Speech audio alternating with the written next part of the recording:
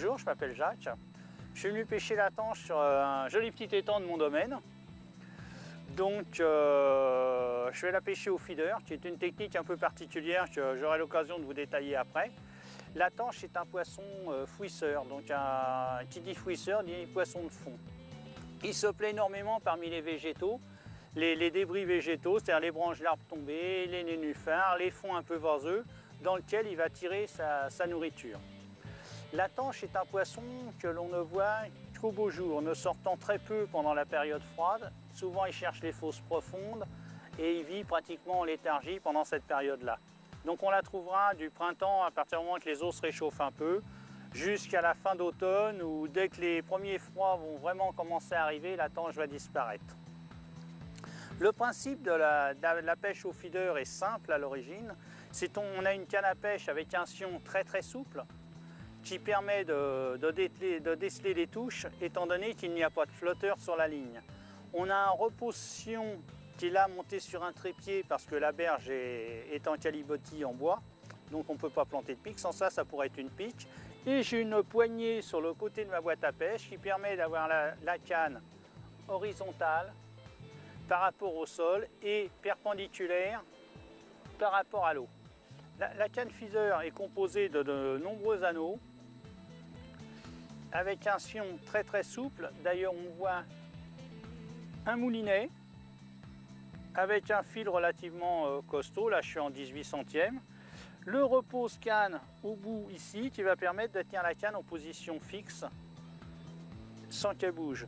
L'ensemble de la canne devant être relativement fixe pour que ça soit juste le sion qui donne la sensibilité et les touches.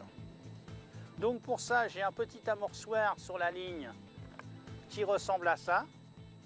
C'est une cage métallique avec une attache et un plomb qui permet qu'il reste sur le fond.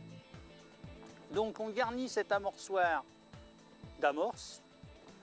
Donc j'ai une amorce ici qui est fortement chargée en pain d'épices parce que c'est un produit sucré que la tanche aime bien. Base principale, c'est chapelure, pain d'épices et tourteau de maïs. Donc dedans j'y adjoins quelques asticots. Donc le but est de prendre l'amorçoir, le remplir d'amorce. Et on voit que les asticots par les petits trous sortent. Donc l'amorce sortant en même temps finit par attirer les poissons. Et de l'autre côté de l'amorçoir, le fil passant ici au travers, on a l'hameçon avec les asticots. Et le poisson, en venant chercher dans l'amorce, trouve les asticots et se prend. Et là, on détecte les touches. Voilà. D'ailleurs, je parle de touches, ça tombe bien. J'ai une touche à l'heure actuelle, on voit très bien le sion qui plie. Et là, on détecte très bien la touche, on voit que le poisson s'est pris sur la ligne. Parce que le fait que le fil soit relativement tendu, ça génère aussi un auto-ferrage. Donc là, on ferre, le poisson est pris dessus. Ah, on voit bien l'action du sion qui travaille très bien. C'est un poisson qui est déjà de bonne taille. Hein. On sent la résistance du poisson, il a tendance à revenir vers le bord.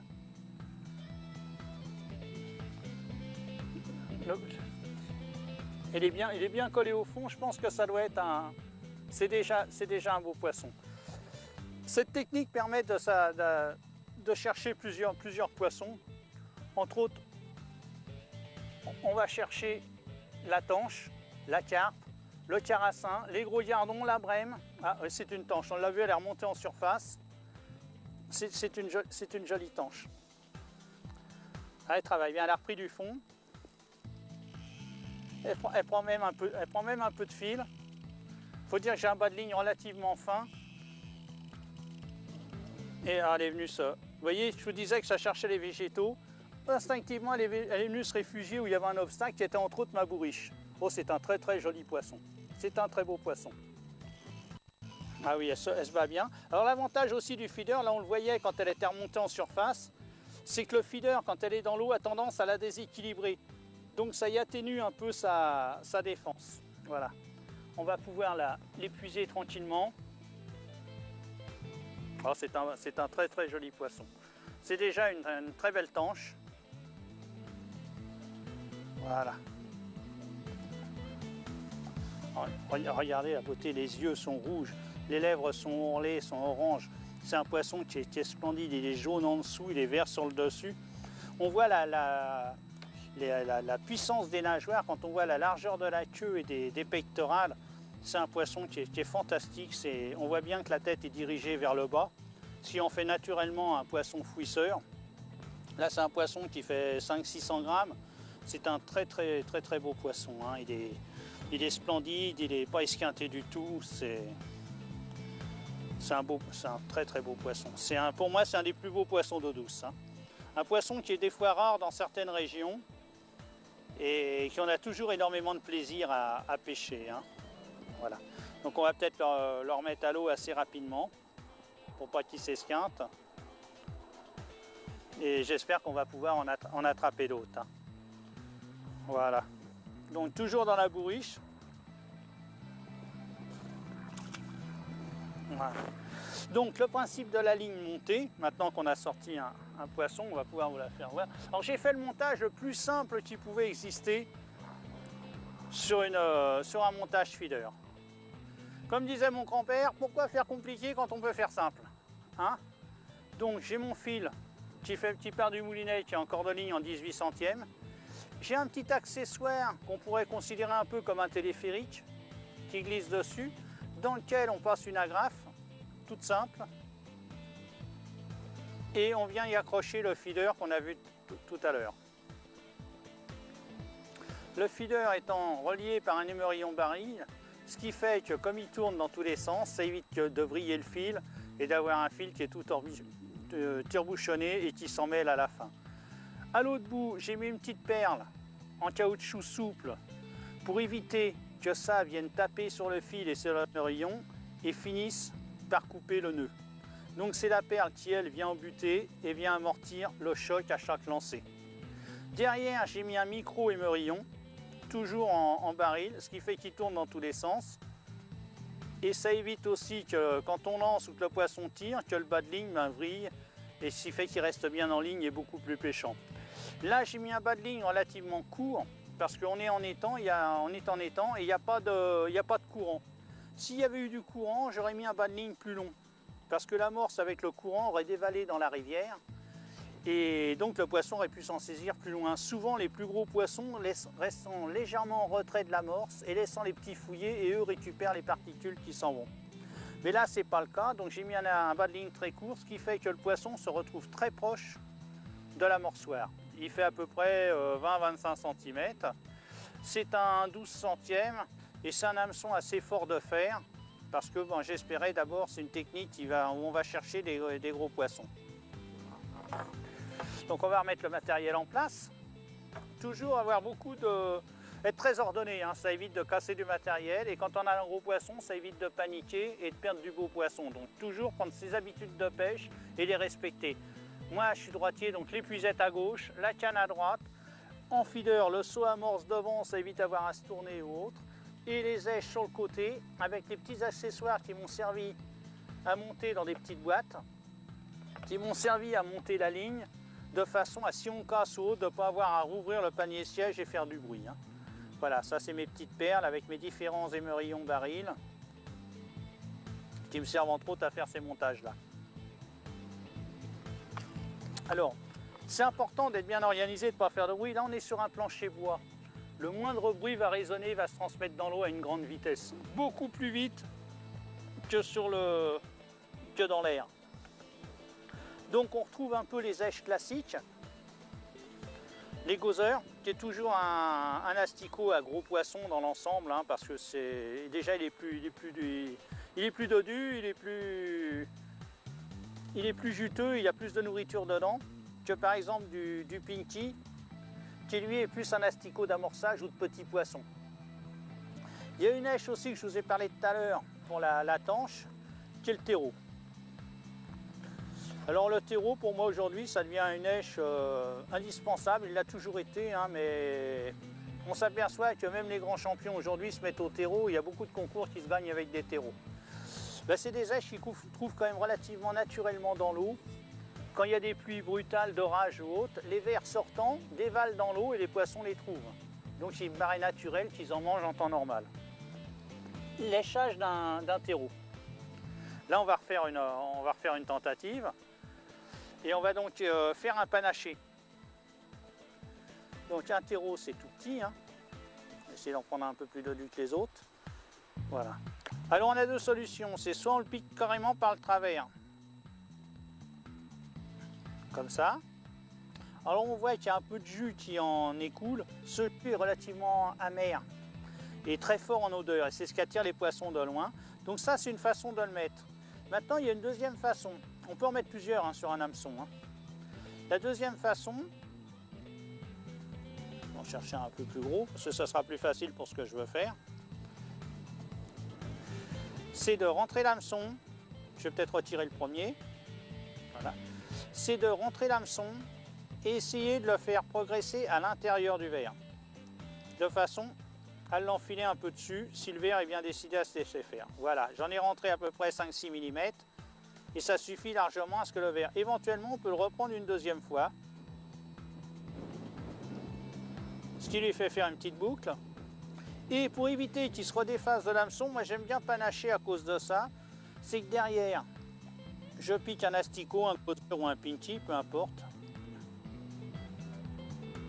Le fait qu'il y ait un panaché est déjà souvent déclencheur de touche, mais en plus le gauzer empêche le ver de terre de ressortir de l'hameçon. Donc nous allons recharger l'amorçoir.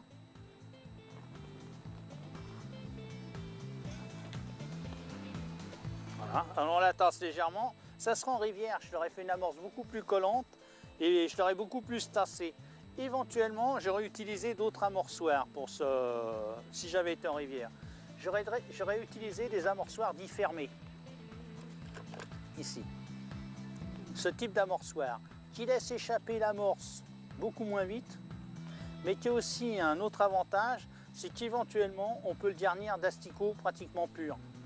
Parce que les trous étant relativement petits, tous les asticots vont pas s'échapper avant le lancer. Donc ils s'échapperont une fois dans l'eau, et là on aura pratiquement un amorçage en asticots purs.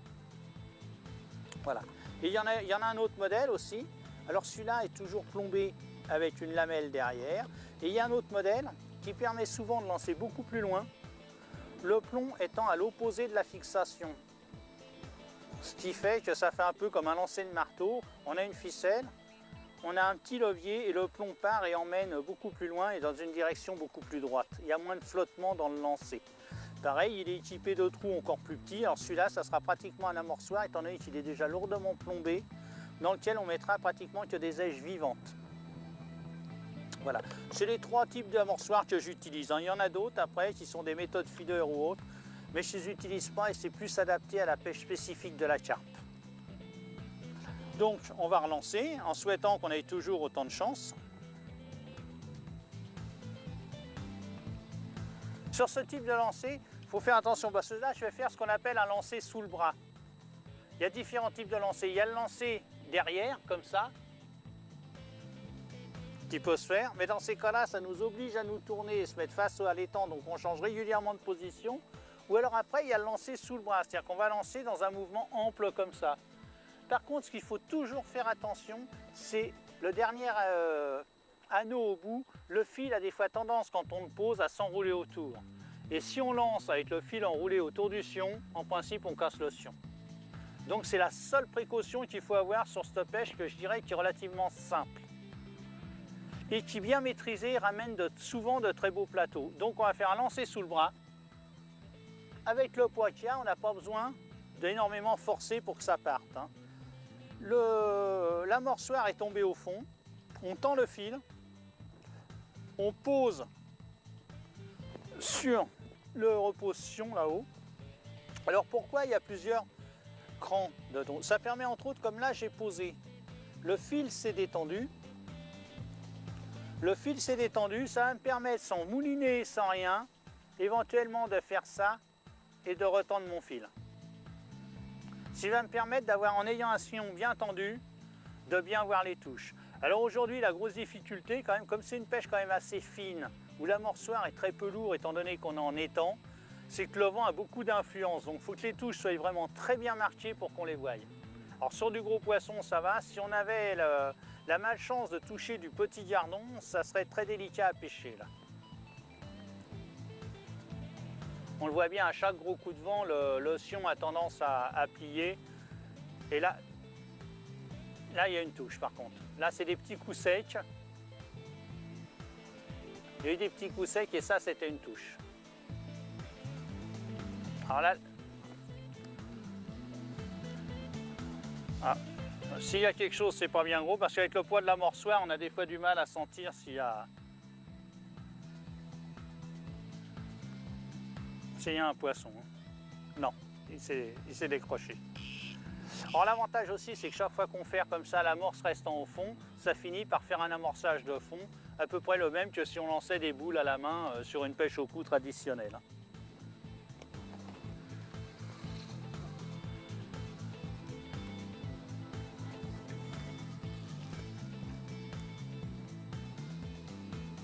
Alors le bruit n'est absolument pas gênant hein, quand on lance régulièrement un amorçoir. Certains poissons ont même la fâcheuse tendance à réagir au bruit. On prend les brèmes dans les zones fréquemment amorcées, elles réagissent au bruit. C'est-à-dire que souvent on en arrive même à pêcher, un coup on amorce, un coup on jette un caillou. Et la réaction de la brème est exactement la même. Hein. Sur du gros poisson, c'est assez fréquent. Hein. Voilà. Alors la grosse différence aussi, c'est dans la... Oh, il y a une belle touche là. Ah, il y a une belle touche, ouais. Il est dessus. Il est dessus, mais ça ne doit pas être bien gros. Quoi, même avec des gros hameçons, des montages relativement forts, on peut arriver à faire du petit poisson. Voilà. Alors ça n'a rien à voir avec le poisson d'avant. Comme quoi, quand on veut mettre une technique en place, il arrive que des fois on puisse faire autre chose. Hein. C'est un gardon. Il est quand même pas bien gros. Voilà. Et les nageoires sont bien prononcées, bien rouges. C'est un joli petit gardon qui m'a fait un joli cadeau. Voilà. Donc j'étais en train de dire que la grosse différence sur la pêche au feeder et la pêche au cou, c'est la tenue du pêcheur par rapport au plan d'eau. C'est-à-dire que souvent des gens, quand on pêche comme ça, les gens passent, ils se demandent si on pêche vraiment, quoi, parce qu'on ne regarde pas vraiment l'eau et ils se demandent ce qu'on peut faire au bord de l'eau. Donc comme je t'ai expliqué, c'est parce qu'on regarde le sion et le sion n'étant pas dirigé vers l'eau, la grosse différence elle est là. Là, on est parallèle à l'eau, alors que quand on pêche, on est perpendiculaire par rapport à l'eau. Alors c'est vrai que c'est une action qui paraît un peu... j'ai un peu braqué tout là. Voilà. Alors c'est sûr que si on pêchait au cou, on aurait une position comme ça, qui est une position naturelle. Et on a l'impression de pêcher. Alors quand on est comme ça, on a un peu moins l'impression de pêcher. Enfin, on donne aux autres moins l'impression de pêcher. Par contre, c'est une pêche qui demande beaucoup d'attention et qui peut s'avérer très très fatigante parce que le fait de fixer toujours le sion et d'essayer de déceler les moindres vibrations du sion, c'est important parce qu'il n'y a pas que les touches très fortes à tirer, il y a aussi les touches qui sont plus subtiles, qui sont les touches à revenir. Alors les touches à revenir sont plus délicates à trouver parce que est-ce que c'est l'amorçoir qui s'est déchargé de son amorce et du fait de la tension, il revient naturellement vers le sion de façon à ce que le sion se remette en position longitudinale, ou est-ce que c'est un poisson qui a tiré l'appât dans l'autre sens? Ça, on a un peu plus de mal à détecter, donc il faut vraiment avoir l'habitude de sa canne, des réactions de son sion pour pêcher comme ça.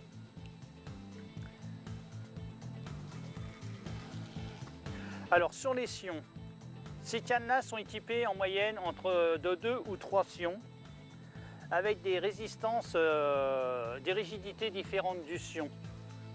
Ce qui va permettre entre autres, en fonction de l'eau qu'on pêche, une rivière ou un étang, du poids de l'amorçoir, de mettre des sions de différentes résistances.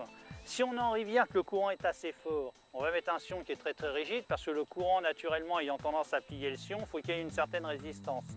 En étang où il n'y a aucun courant, on peut avoir un sion très souple. Et il existe même ce qu'on appelle des sions qui sont cassés, qui sont reliés par un élastique au milieu, qui sont pliés Et là, c'est des sions qu'on se sert strictement quand il n'y a pas du tout d'eau, de vent. Alors ça, la partie, quand je parle de sion, c'est la dernière partie qui est là. La canne est en 3 morceaux. Donc il y a différentes tailles de sion qui permettent des résistances différentes.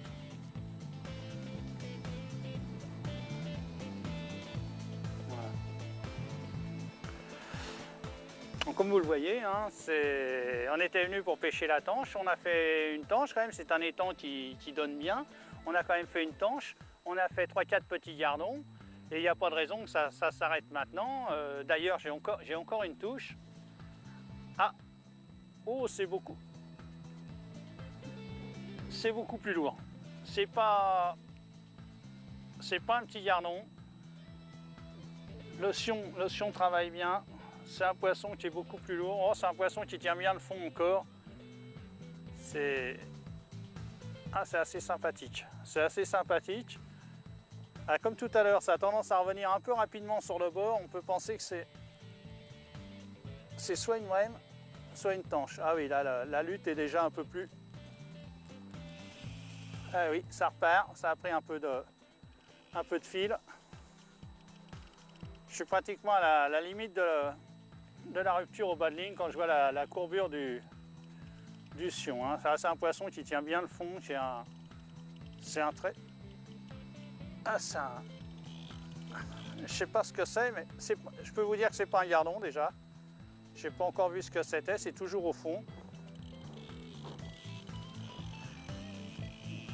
Ça se bat, ça prend du fil, hein. Mine de rien, c'est... Quand je vous disais que c'était un bel étang. Hein. Et j'ai quelques petits coins de pêche comme ça dans la région qui sont assez sympathiques. Et je peux vous garantir que j'y passe de très belles journées. Et surtout quand il y a un beau temps comme ça en fin de saison, on en profite bien. Le poisson est très mordeur parce qu'il fait ses réserves avant l'hiver. Et en plus, il a des chevaux, hein, comme on dit. Parce qu'il ne rend pas facilement les armes. Hein. Faut le mériter. Hein.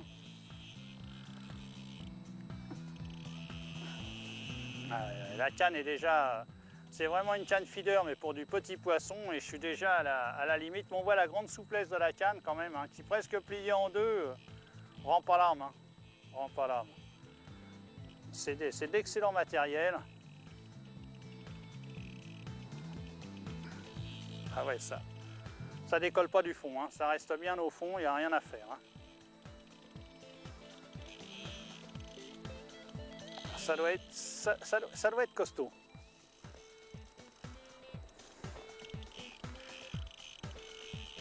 Je commence presque à avoir mal au bras. Oh, c'est une tanche, elle est splendide. Ouais, c'est enroulé sur le fil. Hop là. Voilà. Ah, ça y est, elle a donné tout ce qu'elle a. Ah, elle repart.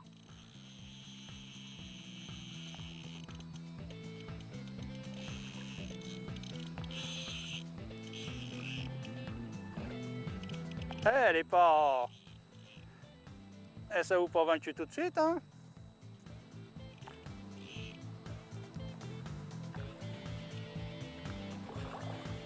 Ah, puis là, les eaux ayant un peu fraîchi, elles ne manquent pas d'oxygène, rien, elles sont en pleine forme. Hein.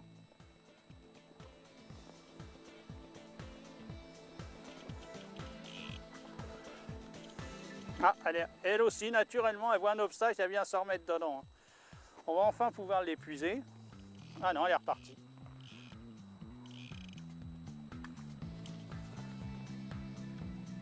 Voilà, on va pouvoir l'épuiser tranquillement.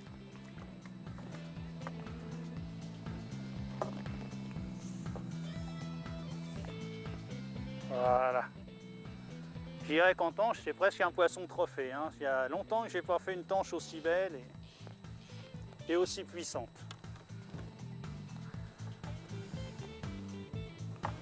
Voilà. Ah, c'est un poisson qui dépasse largement le kilo. Hein. Il mériterait presque une photo. Il mériterait presque une photo. C'est pareil, elle est puissamment armée au niveau des nageoires, ce qui lui confère une nage puissante. Et elle a encore du nerf. Elle a encore du nerf. C'est un poisson qui est très sain, qui n'est pas esquinté du tout, rien. Ah, il a une petite trace ici. Elle s'est certainement à un moment ou à un autre fait attaquer par un carnassier. Quand même, on voit nettement les traces de cicatrices. Je ne sais pas si on retrouve les mêmes de l'autre côté. Si,